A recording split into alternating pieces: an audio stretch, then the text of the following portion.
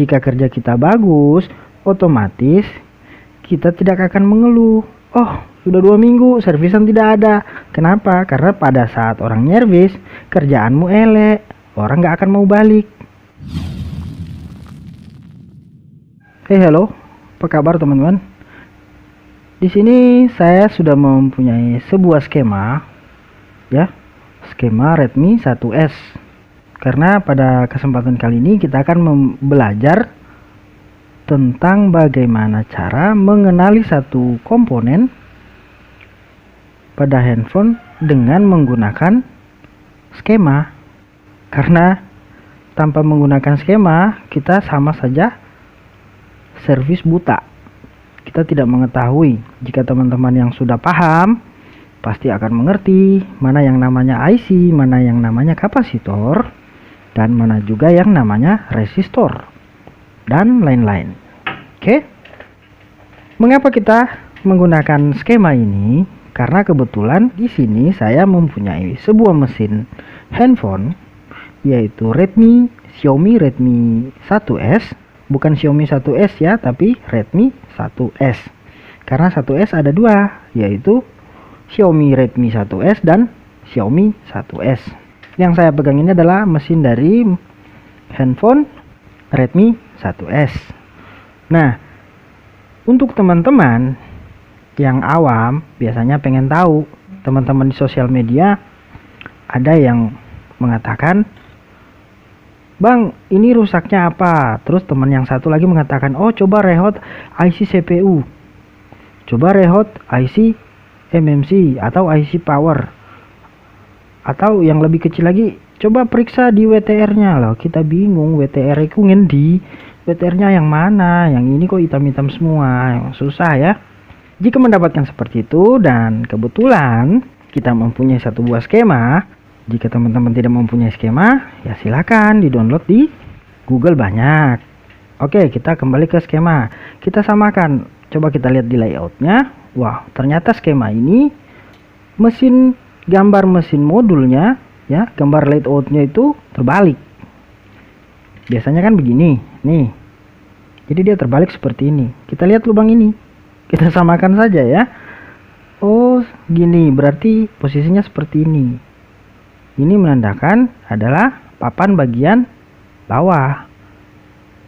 Kita cari lagi ke bawah, ada papan bagian atas. Mana papan bagian atas?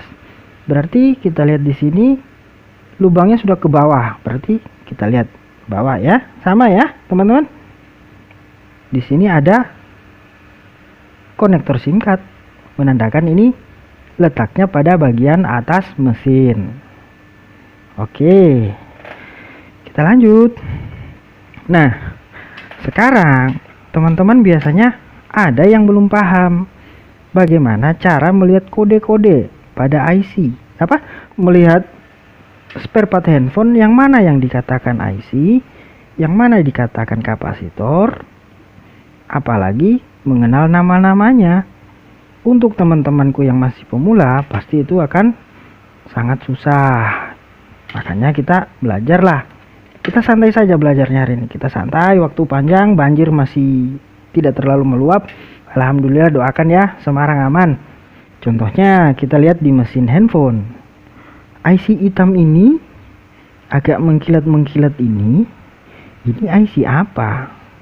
Mas Abi mengatakan ini IC power. Kenapa ya kalau Mas Abi katakan ini IC power? Karena ada satu video mengatakan Mas Abi bilang kalau tempatnya rame, besar-besar seperti ini, terus kapasitornya agak besar-besar, berarti ini IC power ya. IC power. Jika di skema kita lihatnya seperti apa? Ingat, teman-teman ingat lagi ya. Buka, kalau teman-teman lupa silakan buka mengenal simbol-simbol pada PDF. Setiap kode U menandakan IC, kode U menandakan IC, kode C menandakan kapasitor, R adalah resistor, Q adalah MOSFET. Ini nanti akan teman-teman ketahui seiring jam terbang teman-teman. Semakin sering teman-teman membuka skema, akan teman-teman mengerti sendiri. Ingat, ilmu itu tidak dihafal tapi dipahami dan dicatat. Sekarang kita lihat lagi ke layoutnya. Layoutnya posisinya berdiri seperti ini. Ya. Ini lubangnya. Posisinya sudah sama. Garisan kalengnya juga sudah. Biasa kan ini sudah kita buka tutup kalengnya. Di sini ada tutup kaleng lagi, cuman kita sudah potong menggunakan tang potong agar supaya bisa teman-teman lihat isi dalamnya. Kita lihat di layout sama saja garisannya. Kita lihat posisi IC hitam ini. Layout. Oh, ini dia. U600. Bagaimana cara mengetahuinya? Ini IC apa? Kita copy. Ya. Kita copy IC-nya, kode IC-nya.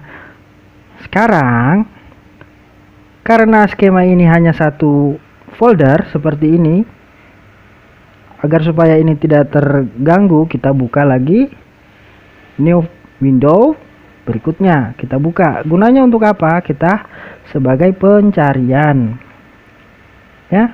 Kita gunakan sebagai tempat pencarian agar tidak bolak-balik. Kita pastikan tadi U600. Kita next. Ini dia. Kita next lagi, pasti dia tujukan ke skema diagramnya. Oh, ini ternyata U600. Ya, teman-teman sudah dapat U600.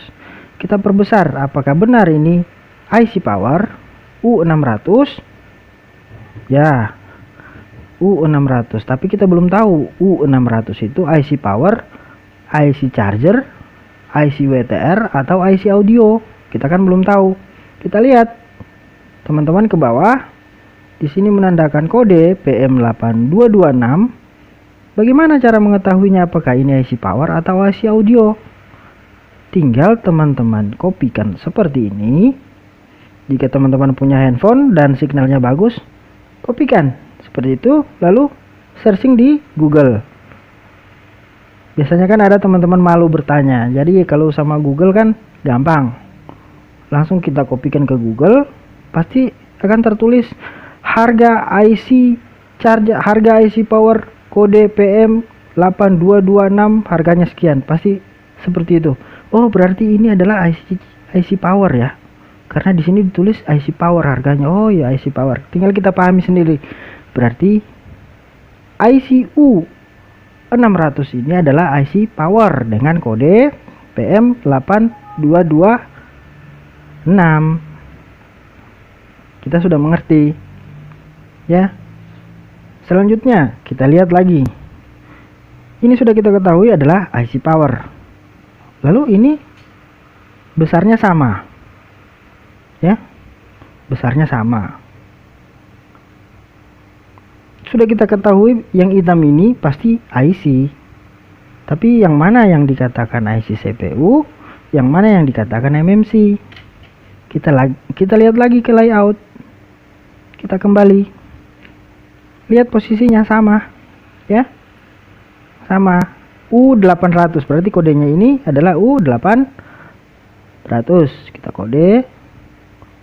Lalu kita kopikan lagi ke folder pencarian tadi ya. Tinggal teman-teman buka di window, new tab, new window, agar supaya tidak bolak-balik. Kita kopikan lagi.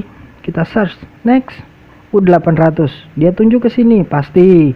Lalu diagramnya seperti apa? Kita next lagi. Oh, U800 ada di bagian ini. U800. U800 ini IC apa? Ini sudah kita tahu karena kode U itu selalu menandakan tanda dari IC. U kodenya berapa? MSM 8628. Kopikan ini tadi. Seperti yang saya katakan tadi ya, MSM 8628 kita kopikan ke Google. Pasti akan ditunjukkan IC MSM harganya, IC MSM CPU MSM 826 harganya sekian. Oh, berarti tinggal kita pahami sendiri. Oh, itu berarti adalah IC CPU. Kita balik. Oh, ini IC CPU-nya. Lakukan seperti itu pada komponen-komponen lain Jika teman-teman ingin tahu seperti itu ya, karena jika saya jelaskan satu-satu hanya mengenali komponen ini, kita sudah makan 50 jam. Kasihan paketnya teman-teman, tinggal teman-teman cari seperti itu. Oke, yang sekarang kita bahas bagaimana jika handphone ini mati total. Apa tindakan yang pertama kita ambil? Setiap handphone mati total itu antara dua, kita langsung menyambungkan ke power supply atau kita mengukur tegangannya terlebih dahulu. Biasanya teman-teman langsung menyambungkan ke power supply, pasti. Di power supply pun biasanya ada yang dinamakan ampere gantung. Ada ampere gantung 0,2, 0,1, macam-macam. Tapi alangkah baiknya teman-teman juga bisa tahu. Setelah kita masukkan ke power supply, wih, ampernya nggak naik, nggak turun, udah di ini nggak hidup, apa yang terjadi gitu loh ya. Yang pertama kita harus cari VBAT-nya. Apa itu VBAT? VBAT adalah volt baterai. Kita ukur VBAT-nya ini ya. VBAT-nya ini tembusnya ke alat mana pertama masuknya. Bagaimana cara mengetahuinya?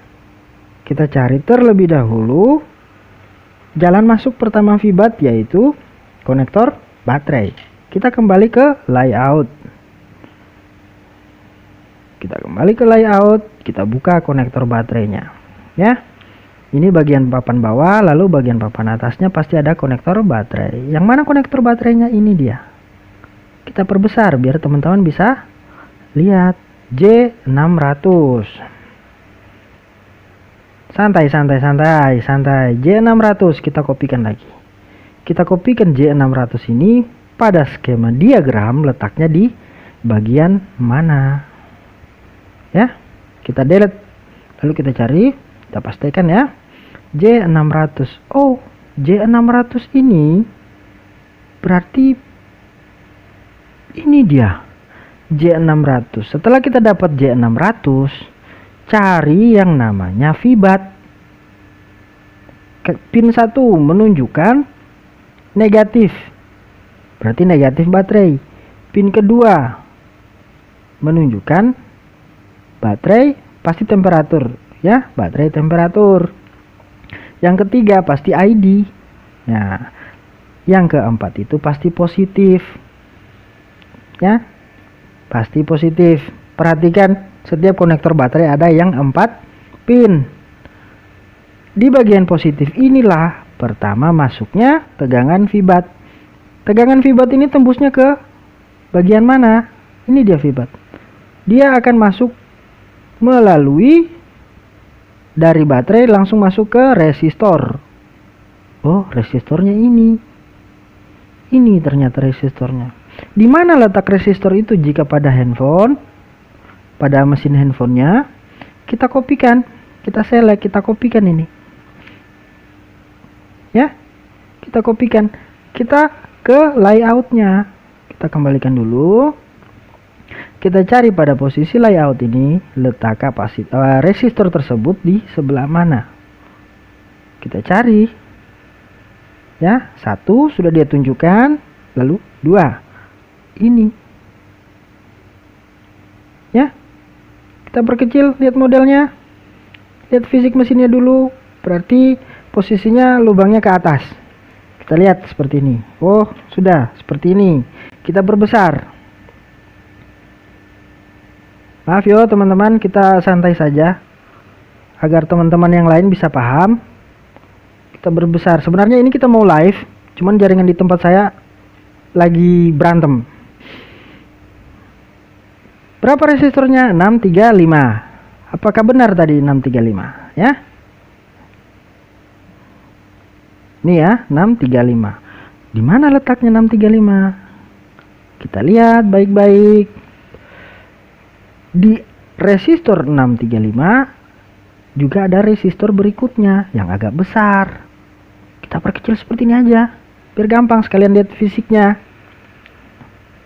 Oh, 1, 2 ini agak sama besarnya. Lalu ada alat-alat yang kecil-kecil Ini kapasitor kecil agak besar sedikit, lalu kecil-kecil 2. Lalu ada alat besar di sebelahnya. Coba kita lihat pada fisik realnya. Oh, ternyata ada alat 2, terus resistor kecil-kecil, ada 2 yang besar. Oh, ternyata ini dia. Ya, sudah kita dapatkan. Ini dia resistornya. R635. Coba kita ukur dengan menggunakan avometer dengan skala bip atau buzzer. Ya. Oke, teman-teman bisa dengar. Kita cari negatifnya pada konektor terlebih dahulu agar supaya tahu positifnya bagian mana. Lihat negatif. Negatif ini pasti positifnya bagian ini. Kita ukur ke resistor ini. Apakah benar? Oh, benar sekali. Benar sekali. Nah, apabila teman-teman ukur ke sini, loh kok tidak fungsi, tidak nyambung. Contohnya ya, kalau di sini kan nyambung. Loh kok ini tidak nyambung, sementara di skemanya menunjukkan dia nyambung. Ya, teman-teman bisa jumper dari sini ke kaki bagian ini. Tinggal teman-teman cari. Masukkanlah ke sini.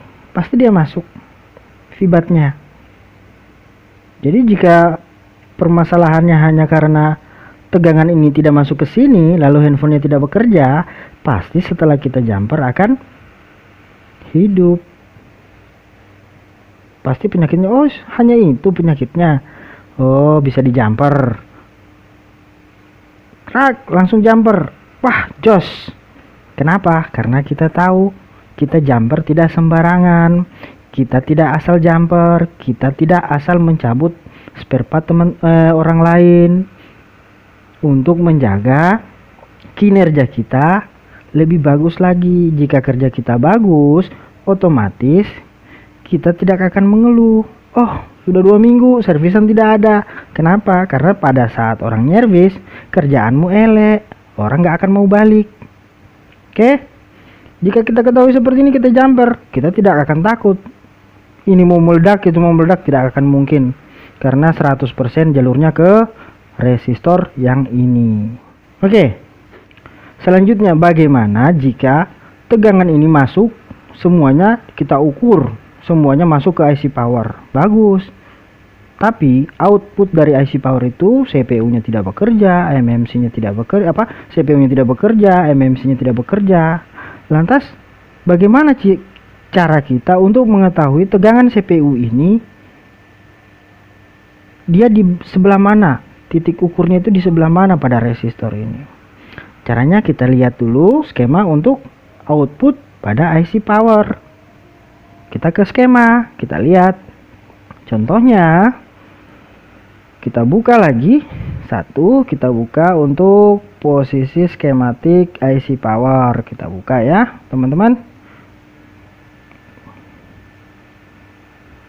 Kita buka untuk posisi IC power. Kita buka, kita perkecil terlebih dahulu. Jika teman-teman ingin mendownload skema ini silahkan di bawah biar sambil belajar kita praktek sama-sama ya.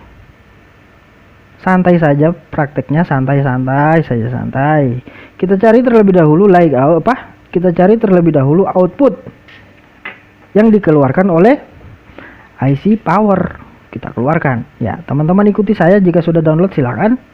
Nah, ini dia, ini adalah output VREC. Output yang dikeluarkan oleh tegangan IC power, output IC power. Oke. Apa itu VREC? VREC adalah volt regulator atau tegangan regulator. Di sini ada VREC LVS1 1P8 ya. LVS1 nilainya adalah 1P8. Loh, 1P8 ini opo meneh we? Pasti tidak ngerti neng kene. Di sini ada L1 nilai tegangannya 1P225. terus gue harus bilang wow gitu. Ini apa lagi? Cara bacanya seperti ini adalah contoh LVS1 adalah senilai 1P8. 1P8 adalah jika diinggriskan 1.8 atau diindonesiakan adalah 1,8 volt. Oke, selanjutnya Virek L1 1P225 jika dibaca 1,225 volt. Virek L2 1,2 volt. L3 sama dengan 1,15 volt. L4 1,2 volt. Jadi cara bacanya seperti itu. Nah, sekarang kita masukkan pemahaman, oke? Kita sama-sama pahami. Kita sepakat dulu jika di handphone ini tegangan Virek L6 ya. Kita cari tegangan Virek untuk 1,8. Kita cari Virek 1,8. Kita contohkan gini. Sekarang kita sepakat. Teman-teman mempunyai satu permasalahan, lalu teman-teman ke forum lah atau di Facebook. Teman-teman posting handphone saya IC power IC CPU-nya tidak bekerja, atau bagaimana cara untuk mengetahui IC powernya bekerja atau tidak. Coba diukur satu-satu, atau dengan penyakit tertentu. Ada yang menjawab, coba ukur di bagian Virek L6. Hah? L6 itu sebelah mana? Ya. Pasti jika teman-teman tidak mempunyai skema, pasti teman-teman akan wow. L6 di mana? Di liang lahat atau di mana ini L6? Teman-teman tinggal buka skema S1 karena teman-teman lagi eksekusi Redmi S1. Buka bagian Virek regulator handphonenya pada IC power, lalu cari L6. Di mana L6 ini? Kita cari L6. Virek L6. Virek L6 dengan tegangan 1P8. 1P8. Terus ukurnya di mana ini? Kita telusuri seperti ini, bro. Kita telusuri satu Virek ini tembusnya kemana? Oh, ke sini. Dia akan turun ke ada kapasitor di sini, bro. Oh ya, ya. Di sini ada kapasitor C655. Coba C655 ini di sebelah mana, bro? Kita kopikan saja. Kita cari C655 pada skema layout. Kita kembali, kita cari pada skema layout. Kita paste lalu mencari C655 di woiki. Oh, tenane. Kita kasih besar terlebih dahulu. Bagian sini ya tadi. Coba apakah benar? Pasti akan dia tunjukkan C655. Oke, C655. Oh, berarti L6 tadi 1,8 volt akan tersambung ke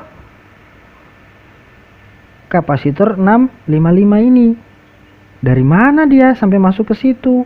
Kita bisa telusuri juga, bro. Kita masuk. Nah, dia dari ini, Virek ini. Nah, ini dia. Dia akan masuk ke sini. Mentok pada kapasitor 655. Jadi bisa kita ukur ada tegangan tidak ke 655. Kita ukur. Kita cari ya. Kita sudah mendapatkan letak kapasitor 655. Oh, ternyata jenengan turun engkene toh ya, dekat U600. Ternyata resistornya kapasitornya ada di situ. Kita hitung 1 2 3 0 0 0. Kita lihat ke mesinnya. Kita lihat ke mesinnya. Oh, wow, ini dia ternyata ya. Kita lihat. Oh, 1 2 3 0 0 0. Dia paling ujung. paling ujung. Ini dia paling ujung ya, paling ujung ini. Oke, kita dapatkan kapasitornya. Kita lihat ke layout, satu kakinya tembus ke C55, satu kakinya tembus ke body ground. Kita ukur.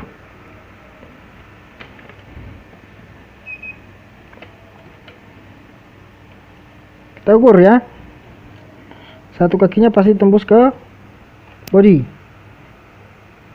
Nah, siapa nih yang mau relawan pegang kamera?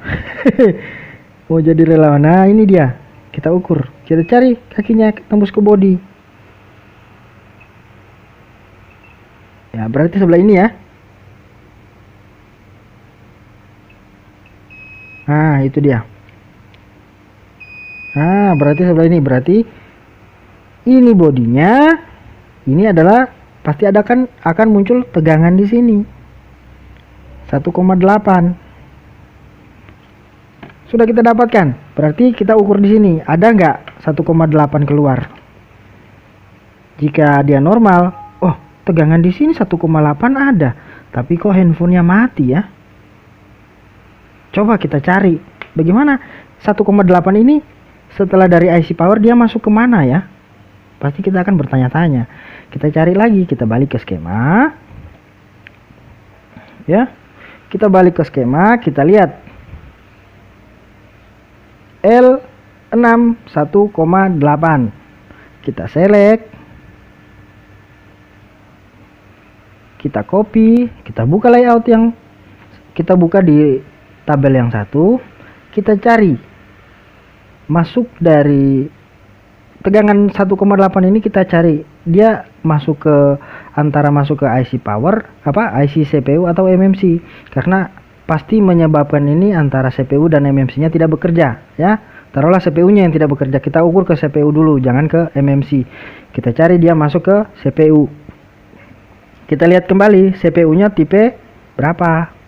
CPU pada handphone ini adalah U800. Oke, kita cari. Mudah-mudahan dia masuk ke U800 lewat pin yang mana. U800. Ya, iya. Ini kita dapat ya. Kita dapat ya, teman-teman. Kita dapat.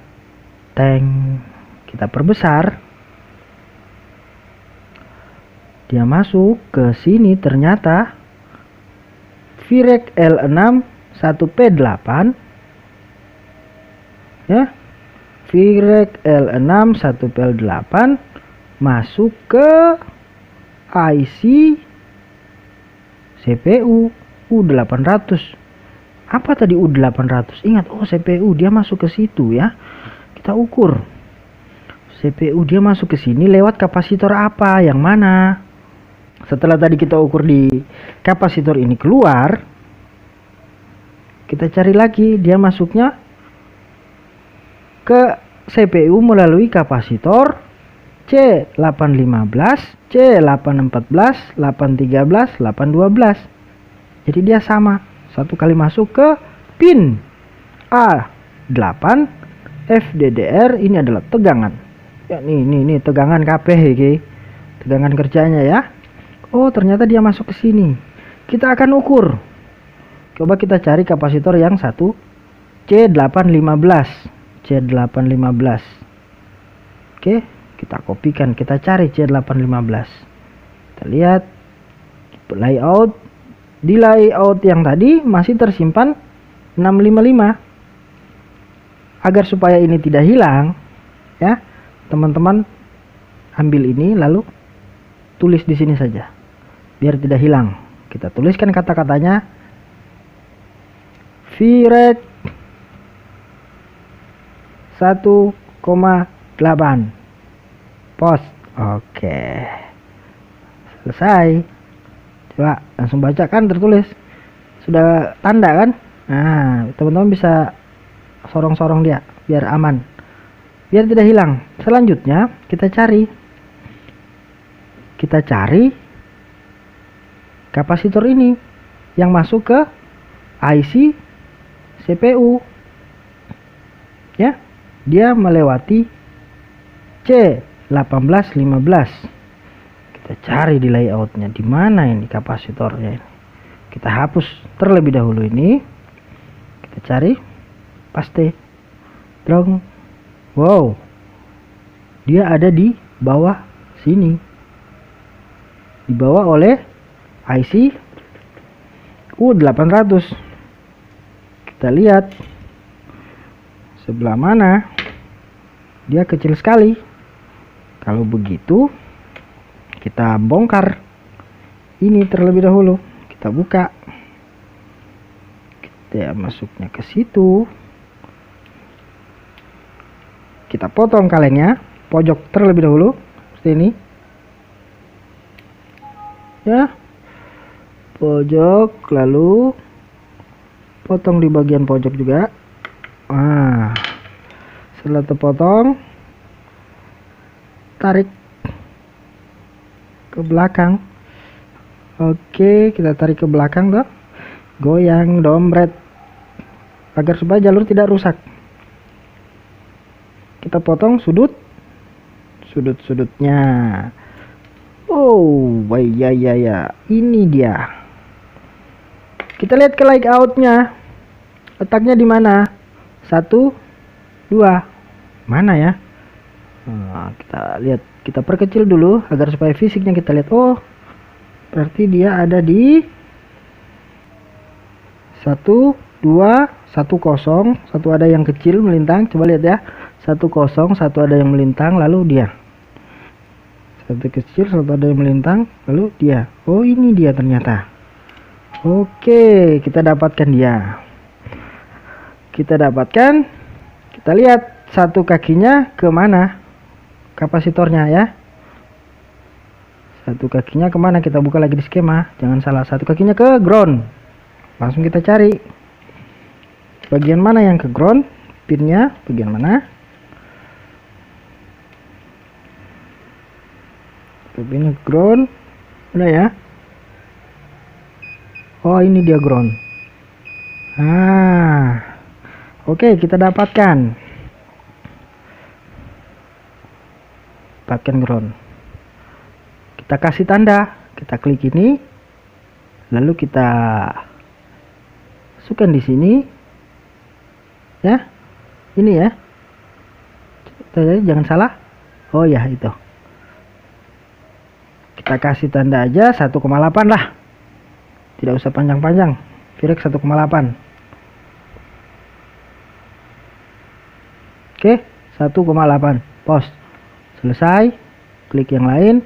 Berarti dia menunjukkan, kita sorong sedikit ya, berarti dia menunjukkan resistor ini ke resistor, kapasitor ini ke kapasitor yang bagian ini. Tegangan dari sini akan masuk ke resistor, ke kapasitor ini, kapasitor ini, lalu ke tembusnya ke sini, kapasitor ini. Kita ukur kenapa IC CPU-nya tidak bekerja. Kita ukur terlebih dahulu apakah kapasitor ini nyambung ke sini atau tidak. Apakah benar dia satu jalur. Jika ditunjukkan kepada skema, ini akan nyambung. Vireknya masuk ke sini, berarti dia harus nyambung. Kita ukur. Oke. Teman-teman, kita ukur dari, kita lihat positifnya. Ini positifnya terlebih dahulu, yang mana bagian tadi? Negatifnya. Oh, itu berarti kita ukur positifnya bagian ini ya, dan dia larinya ke ke sini bro, nyambung, ternyata benar. Bagaimana jika seumpamanya ini tidak tersambung ya, contohnya ini tidak tersambung. Oh, ternyata tidak tersambung, handphonenya mati. Berarti ini penyebabnya. Tinggal kita jumper dari sini langsung ke pin ini. Jadi kalau kita mengetahui jalur-jalur, cara membaca skema di diagram, itu gampang sekali ya teman-teman. Langsung kita cari ke sini, kita jumper. Jika hanya itu penyakitnya hanya itu permasalahannya. Jika permasalahannya hanya karena putus jalur, teman-teman bisa langsung sambung sini. dengan mengikuti cara-cara yang tadi teman-teman bisa sambung. Setelah teman-teman sambung 100% pasti hidup handphonenya. Begitu juga jika teman-teman untuk komponen lain, tinggal teman-teman lihat, oh yang tidak bekerja itu apa? Kamera, ya. Atau contohnya teman-teman mencari konektor pada LCD, ya, konektor LCD-nya yang ini, LCD-nya gelap. Cari dulu skema LCD-nya. Di layout itu kita cari terlebih dahulu LCD-nya sebelah mana, ya. Konektor LCD-nya di sebelah mana? Ini ya, J1100, J110 ya. Ini adalah skema LCD. Kita masuk ke pencarian. Kita lihat pencarian. Paste, cari. Tuh LCD. Kita lihat LCD-nya. Tegangan berapa yang masuk ke LCD? Hentol. VREC L6 ternyata juga masuk ke L8 ya. Ini masih minta tegangan dia dari VREC L8. Jika tegangan ini tidak ada, pasti teman-teman akan mencari di bagian ini L8 yang mana. Ini kan L8 ini tersambungnya ke kapasitor mana? Cari seperti tadi, diurut. L8 ini ya. Oh ini ya. Oh ini cari tak. Oh dia kapasitor ini cari. Ikuti cara yang tadi ya. Karena di LCD itu ada beberapa tegangan yang dia minta dari L15, L18, L8, L15. Jadi bisa kita ukur dia. Oke, mudah-mudahan teman-teman bisa mengerti. Jangan lupa komen di bawah. Santai-santai aja. Jangan lupa like, komen, subscribe, bagikan ke teman-teman yang lain agar supaya kita dapat pahala. Saya akhiri. Assalamualaikum warahmatullahi wabarakatuh.